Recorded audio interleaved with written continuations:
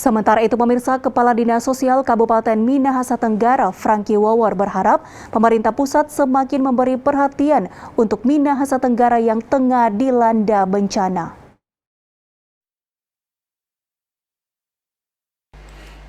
Menteri Sosial Tri Risma hari ini mengunjungi Sulawesi Utara Jumat lalu.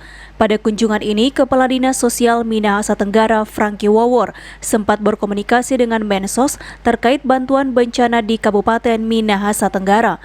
Namun ia menyayangkan ketika Mensos Risma mengaku tidak mengetahui adanya bencana banjir bandang. Bukan marah, tetapi Bu Menteri kok nggak tahu kalau ada bencana di Minahasa Tenggara. Padahal Ibu Menteri tidak tahu. Padahal anak buahnya atau dari kementerian yang di bagian bencana alam itu sudah turun ke lapangan.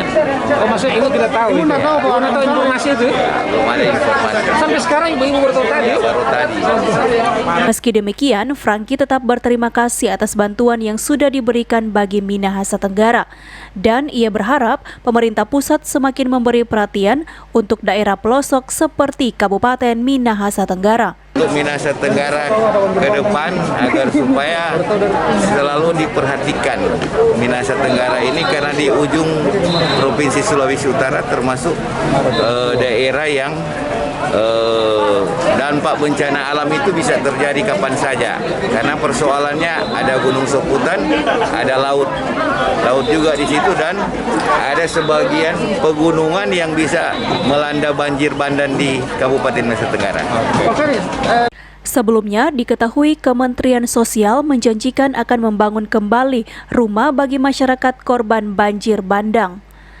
Queen Simatau melaporkan untuk Kawanwa TV.